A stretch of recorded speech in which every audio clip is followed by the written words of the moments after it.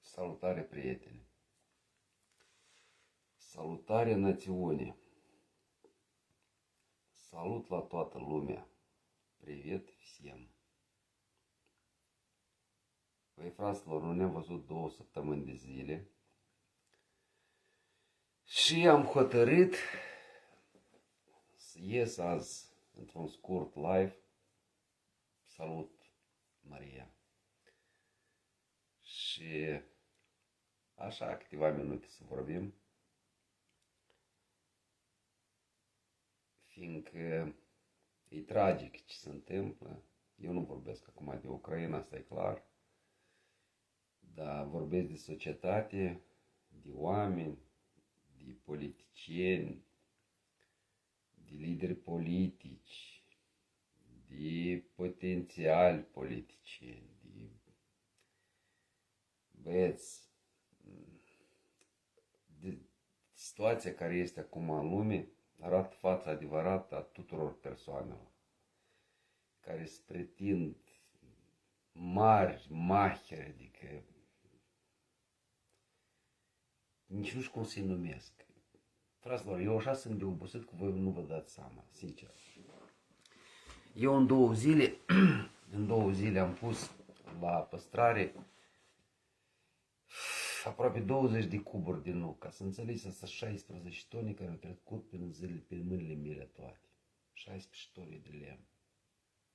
Le-am pus la păstrare pentru clienți serioși, fiindcă vă știți că nucul este un lemn frumos, spate făcut parchet, mobilă, ceva fantastic. Și eu, ca lemnar, v-am spus că la mine acum e ca sper săptămâna viitoare să termin pregătirea materialului. Salut, Valera!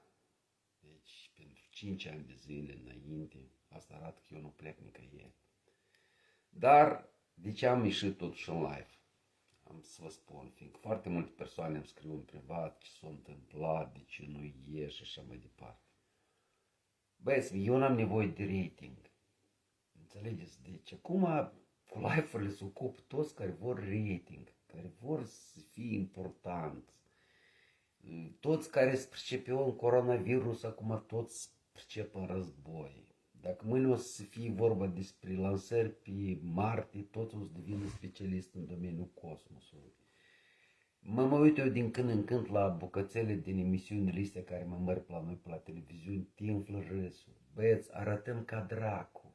Deci vă spun eu, societatea noastră, politicienii, formatorii de opinii, bloggerii, băi, fraților, băi, lăsați-i Facebook-ul, lăsați televizoarele, apucați-vă de treabă, băieți, fi primăvară, puneți în pământ ceva că o să-ți dohniți de foame. Înțelegeți? Arătați ca dracu, înțelegeți? Eu înțeleg că vreți să vă dați importanță, că vă pricepeți, că știți. Băi, fraților, Rusia se oprește la prut. Vă spun eu, dacă n-ați înțeles. Vă spun eu, băieți, nu se termină asta așa cum vă spune voi Facebook. Cu părere de rău, eu am trăit în Rusia, fraților. Eu nu vreau să trăiesc așa. Înțelegeți? Nu vreau să trăiesc așa cum se trăiește în Rusia. Da, eu vreau să am relații de business cu Rusia, dar eu nu vreau ca ei să-mi facă pagodă la mine acasă. Dar spre asta să mergi. Dar cel mai strașnic, știți ce este? Că bleaghiurile astea de politicieni care ne conduc pe noi, măcar nu spun, băi, băieți, sunt 2 scenarii, scenariul 1, scenariul 2. În caz de scenariul 1 facem asta, în caz de scenariul 2 facem asta. Unicul lucru care, asta ca o glumă, știți că noi am fost cu jumătate cu Europa, jumătate am fost cu Rusia. Nu și fraților, vă felicit. În Moldova o să rămână numai aceia care sunt cu Rusia. Până la urmă, sau aceia care pur și simplu nu vor să ducă din țara asta cum sunt eu. Eu n-am să plec nicăieri, indiferent cine o să vină aici. Înțelegeți? Dar, zato toți unioniștii, toți zmăii ăștia care s-au scris în rând să ducă la război la Ucraina, nu să rămână nici unul. au să fugă de o să le crepe călcăiele. Toți corupții, toți procurorii, judecătorii, toți miniștrii care au fost, așa la Chicu, ca voi să știți, voi și vă gândiți că Chicu o să rămâie să trăiască cu rusul în ogradă? Fiți serioși, fraților. Au să fugă toți în România. Și alaib, și toți. Și iar noi ca proști o să rămânem. Înțelegeți? Для особо грамотных перейду на русский язык. Это для так называемых русскоязычных и больших фанатов Путина. Да, ребята, вы, скорее всего, увидите Россию в Молдове. Скорее всего, это так закончится. Но у меня для вас плохая новость. Будете сосать по полной программе. Если вы думаете, что если сюда появится российская армия, у вас поменяется жизнь к лучшему, и вы сразу станете богатыми, и у вас все будет хорошо, и вам не придется работать. Вы думаете, кто-то приедет в эту страну, чтобы сделать вас богатыми? Нет, ребята, вас будут доить, а вы будете сосать. Все очень просто. Это я сейчас для всех говорю. Для румын, которые унионисты, они будут сосать в Румынии. Понимаете? А простому народу похер. Те, которые работают, которые специалисты, независимо какая власть, они с голоду никогда не сдохнут. А все эти политики, блогеры, активисты, антихристы, вам пиздец, ребята, чтобы вы знали. Придется, блядь, на завод устраиваться. Вы что думаете, пиздеть в Фейсбуке, по телевидениям, это жизнь такая у вас? У вас такая судьба легкая? Ни хера не делать. Жить на германских грантах, на российских подачках. Кто правил Молдовой последние 30 лет? Одни бляди. Российские бляди и европейские бляди. Вот вам всем пиздец, ребята. Вы что думаете, русские уважают блядей? Нет. А европейские бляди заберут все бляди с собой. Вы понимаете? А простому народу наплевать. Мне лично наплевать, что будет и как будет. Да, я не хочу, чтобы здесь была российская армия. Да, я не хочу. Я вам точно говорю, я не хочу. Я хочу, чтобы мы были отдельной страной, нейтральной, чтобы нас никто не командовал. Но, к сожалению, это не работает. Потому что в нашей стране 80% это дебилы, которые ждут, сука, что кто-то приедет, блядь, и организует им жизнь. Сделают им охеренную жизнь. Все, вот смотрите, как решаются вопросы. Батька, блядь, вот в Беларуси все работает. А что тебе мешает, сука, чтобы ты организовал свою работу в Молдавии? Тебе батька нужен? Тебе, блядь, Путин нужен? Тебе Меркель нужен? Да ты Виагру сначала пожри, если у тебя не встает. Попробуй, может, поможет. Вот это наше общество. Общество блядей. Половина блядей за Европу, половина блядей за Россию. Понимаете? Да, фразă, vorbesc Mărșov. Normal, la TV8, la Mariana Raț, se vorbește civilizat, frumos și organizat. Sau, dacă vreți o limbă română perfectă, la Rizia. El numai știe să spui bliadi și altceva nimic. Dar eu sunt la mine pe canal, cum vreau, așa vorbesc. Așa că băieței, care stați și așteptați.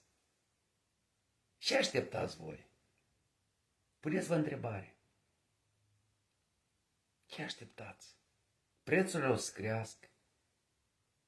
Скорее всего, o să fie sește anul ăsta serios, fiind pământul într-adevăr tare uscat. O să fie prețurile mari în alimente.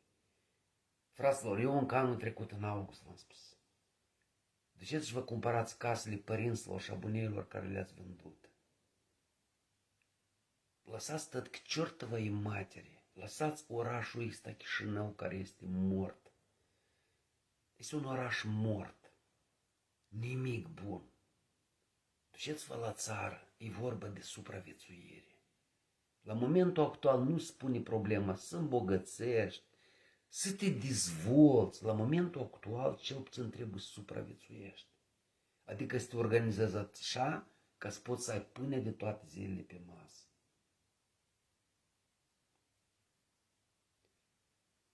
Zinaida, n-ai de gând să pleci de la mine de pe pagină, cum știi fraza și cu "Idi nahul ruski carabil". Eu n-ai să mai vezi pe mine și să cenzurez și să nu cenzurez. Simplu, deci nu-ți place și foc la ghete cu ruski carabil de urmă. Eu vreau așa să vorbesc, e treaba mea. Care-i treaba? De ce voi socotiți că toate cuvintele astea sunt cuvinte urâte? Asta e limba rusă, fraților, sunt cuvinte din limba rusă.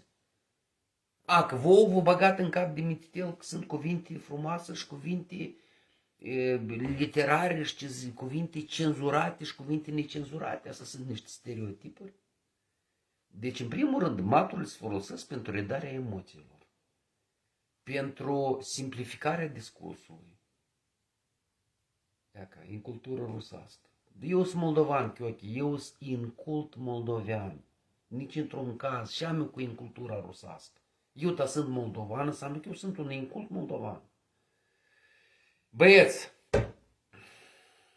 ne așteaptă vremuri vesele. Și este o frază clasică. Slabый сдохнет, сильный станет еще сильнее. De ce nu ies pe Facebook? V-am explicat. Chiochi, și stai tu aici? Chiochi Zina. Și pierzi timpul aici. Du-te la Mocanu, el vorbește mai cenzurat. Și te ai drept. Doar ai atâtea canale pe Facebook acum. Sunt atâția blogeri. Și stai tu aici. Și ești mazohist dacă nu-ți place. Stai tu aici. Fraților. Păcat. Păcat. Dar noi suntem vinoveți. Și vă spun eu. Dacă nu era corupție în Rusia, nu era corupție în Ucraina, nu era corupție în Moldova, nu era corupție în toată lumea, noi nu ajungem unde am ajuns. Credeți-mă, și războiul ăsta este rezultatul corupției. Înțelegeți sau nu? Că dacă eram o țară, era Ucraina o țară bogată, și voi trebuie să înțelegi că Ucraina nu e bogată, cu resursele care le are, numai dacă a fost corupție 30 de ani.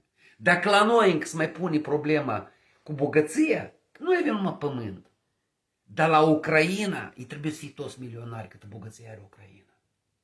Închipuiți-vă, cine avea să vorbească în Ucraina despre problema limbii ruse, dacă era o țară bogată?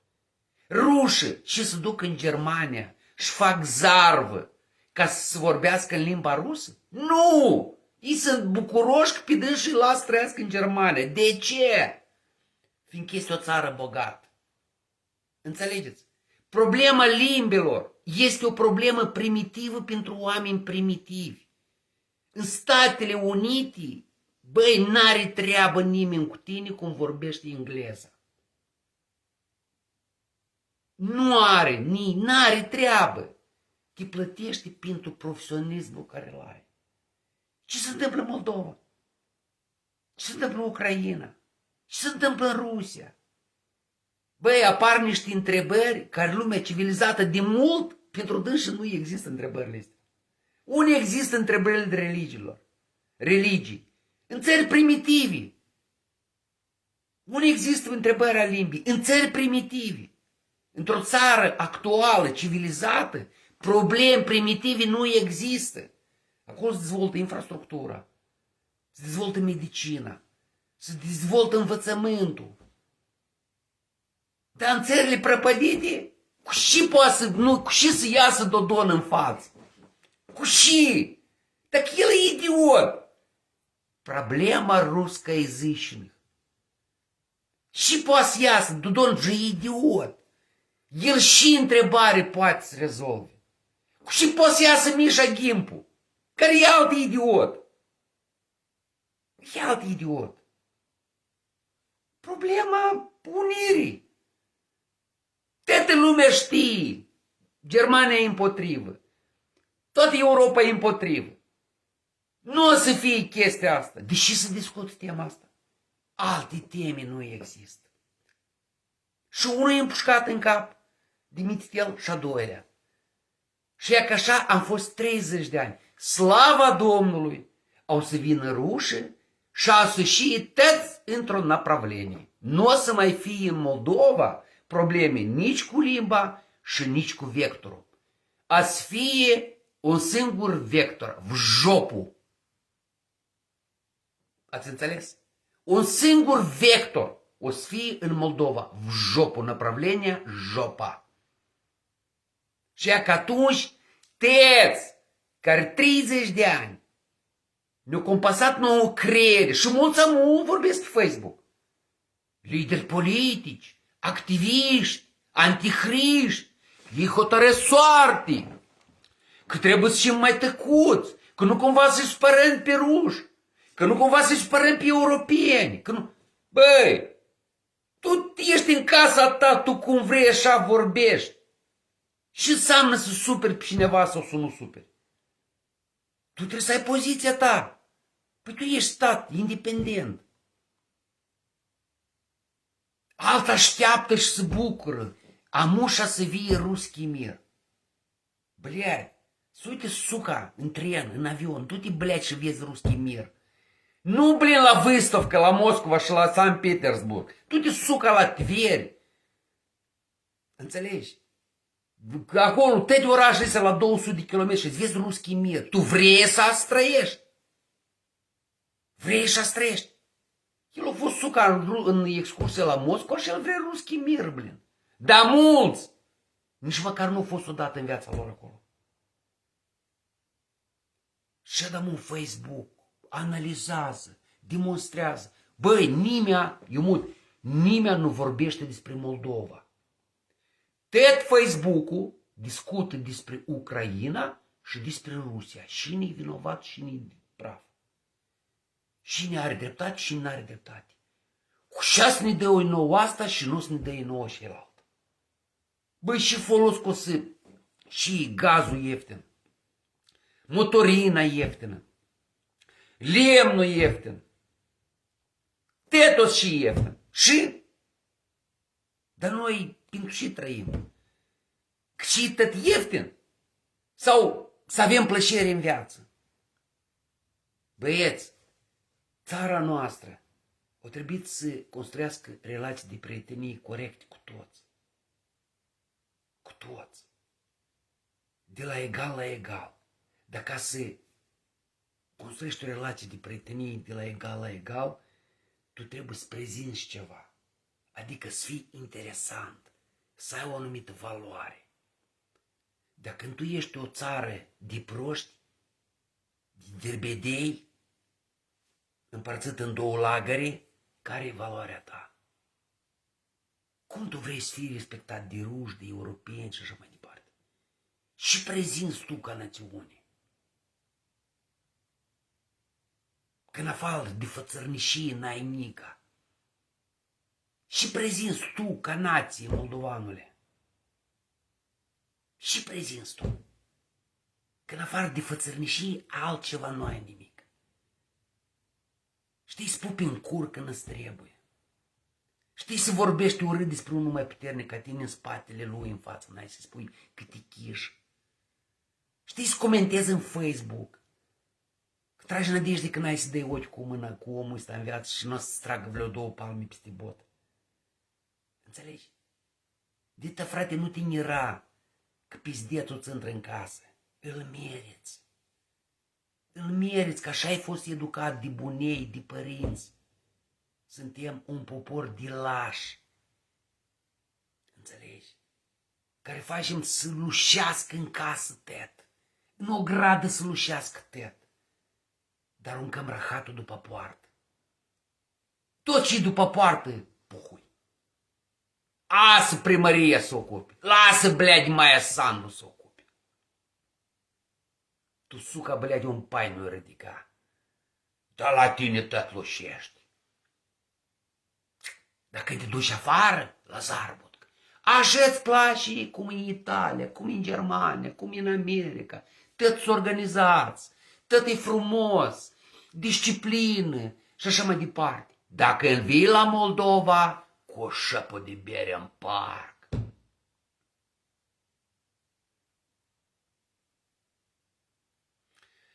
Băieți,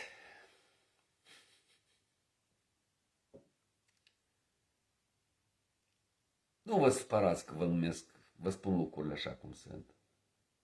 Nu. Voi trebuie să apreciați că eu sunt persoana care spun așa cum este. Asta înseamnă că o fac gratis. Înțelegeți? De ce nu, mulți mă întreabă, dar de ce nu critici pasul Maia Sandu cum înainte? Pentru ce să-i critic? Vai șamar de capul lor, băieți. Vai șamar de capul lor. Înțelegeți? Vai șamar de capul lui Maia Sandu la momentul actual. Înțelegeți? Și știți cum ei acum ei sunt într-o situație când să dă Dumnezeu să treacă clasa. Înțelegeți? Sigur că calcă pe străghin ca întotdeauna. Dar ei singur au ales echipa și specialiștii de care este înconjurată Maia Sandu. Dar cel puțin eu nu o critic. Fiindcă eu socot că la momentul actual n-ar fi frumos din partea mea. Voi știți că eu am criticat pasul întotdeauna. Dar la momentul actual, eu socot că n-ar fi corect din partea mea să o critic pe Maia Sandu. Măcar că ar fi la mod acum, cum e Tauber. Dar eu i-aș dau, dacă cineva poate în legătură cu dânsa sau să uite băieții din pas, știu că se uită mulți la mine, transmiteți-i, așa, напоследок, că e sigur știe ce o să fie. Sunt doi oameni în țara asta care știu cu ce se termină toată epopia asta. Și eu v-am spus, e Maia Sandu și un sat. Deci transmiteți că măcar напоследок să le rup hrebetul la de Tauber, la de Dodon și așa mai departe. Băi, măcar să-i închidă până ori vine rușă la Chișinău, să-i închiși. Piteți, suca. Pe Dodon, pe Tauber, blядь, pe Violeta Ivanov, piteți, suca. Măcar până ori vine rușă să-i închis. Înțelegi? Măcar atâta plăcere. Toți judecătorii ăștia corupți, că ei, voi nu vă dați seama, rușii dacă o să vină, voi înțelegeți că o să trăiască în casele la corupți. Ce o să vii la mine la Câșcăuți? Dar duc în casele la judecători, procurori. Înțelegeți? Voi nu vă dați seama, cel mai interesant că îi trag nădejde de casa nu o să fie. O să fie, fraților. Asta nu, eu nu fac panic acum. Nu, băieți, asta nu-i panic. Voi doar știți că eu când spun așa se întâmplă. Înțelegeți? Așa că fiți cu lecțiile făcute, fraților. La ora 9 noi să fim pe Telegram astăzi în grup, acolo la noi e interesant, acolo niște dezbateri sunt când penultima dată am închis Telegram în vremea live-ului, m-am enervat. Acolo e democrație. Nu scrii ca prostul ăștia comentarii și îl critici pe Igor, dar îi spui în față, că în Telegram oamenii în față îți spun ce au de spus. Acolo e mai interesant ca în Facebook. Suntem câte 100 de oameni, 50, 60, 70 și toți au dreptul la părere. Ia că unii democrație adevărat. Așa că băieți, șmecherii o să fugă. Toți. Și noi să rămânem. Înțelegeți? Dar za tot să vedem cine scurvile adevărate. A să-i vedeți amuși pe la televiziuni mulți de ăștia antiruși care au să-și păstreze locul și au să devină pro-ruși. De ăștia de-al de Cozer și așa mai departe. Tare mare surpriză vă așteaptă, băieți. Ca să înțelegeți ce face banul. Băieți, asta nu e război. Asta e business. Că voi să înțelegeți. De-atât eu nici nu pun botul și nu particip tot huineaua asta de pe Facebook și în toate discuțiile este levăie. Fiindcă eu știu și stă la bază. Banul și bogățiile Ucrainei. Simplu. Dar restul, națiști, nu știu ce acolo, tătă să-s flori de cuc pentru proști. Pentru proști. Dar restul e vorba de ruble. Nu, dar pe noi au să ne iei 8 ani. Așa na всякий случай spui hotarul cu prut și să termine de istorie. Băi, dacă să ne purtăm ghinii, au să ne fac federații, tipa au să ne lasă independenți, dar datorită la șeie că o să fie controlul din Prednistrovia și Găgăuzia, oricum permanent la putere o să fie partide pro-rus. Asta e cel mai bun caz și ne așteaptă pe noi, băieți. Două variante sunt. A treia nu există, fraților. Și nu ascultați Facebook-ul. Așa între noi, fetele. Mai включiți mozgul, aduceți-vă aminte de istorie. Dacă rușii o să piardă războiul ăsta, asta e primul război care îl pierde ei. Credeți-mă, niciodată rușii nu pierdut război. Înțelegeți? Cu părere de rău. De-atât eu nu cred că epopeea asta o să termine foarte pozitiv pentru Ucraina. Cu părere de rău, spun încă o dată. Că așa spuneți că eu sunt pro-rus, pro-Putin, pro... Înțelegeți? Deci e, fraților, răbdare și titiun. Nu știu și ne dumnezeiască să se întâmple că toată istoria asta se termine în viitor apropiat. Dar eu, băieți, am o singură problemă.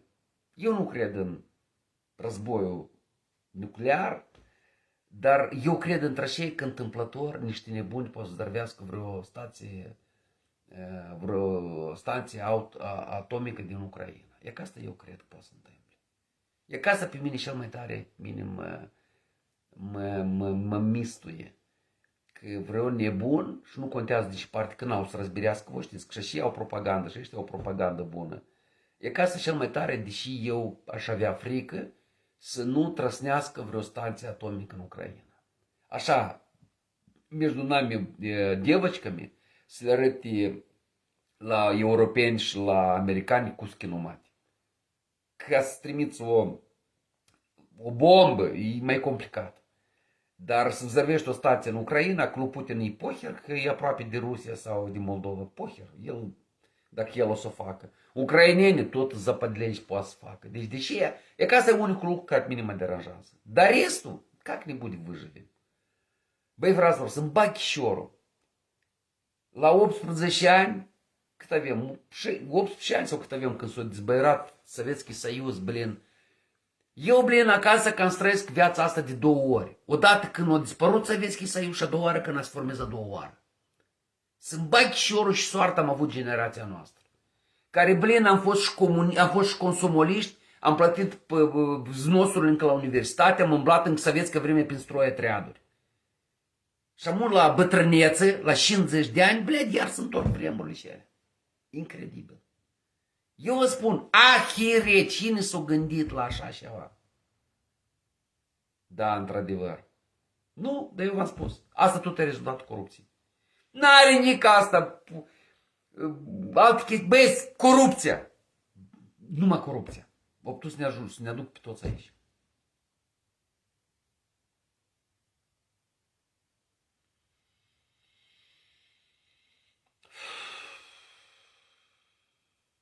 Dar nu speriați cu Rusia voastră. În primul rând, domnul Andrei Istrate. Nici de cum nu-i Rusia mea, frate. Păcat că nu включești mozgul și n-auzi ce vorbesc eu. Nu vreau să pierd timp cu tine, n-ai fotografii, nu te cunosc. N-am treabă cu tine. Включește mozgul să auzi ce vorbesc eu. Înțelegi? Включește mozgul. Eu înțeleg că am modă să vorbești altfel. Eu îți spun cum stau lucrurile. Înțelegi? N-ai găsit omul potrivit cu să pui comentarii de astea. Găsești. Așa că, băieți, eu mă ocup de lemnărit, de albit, slava Domnului, n-avem pierderi mari, adică acolo câteva ștubie mere sper să fie. Băi, fraților, da, m-a dus niște nuc, bomb, am să fac niște mese, niște de-astea măsuți pentru cafea.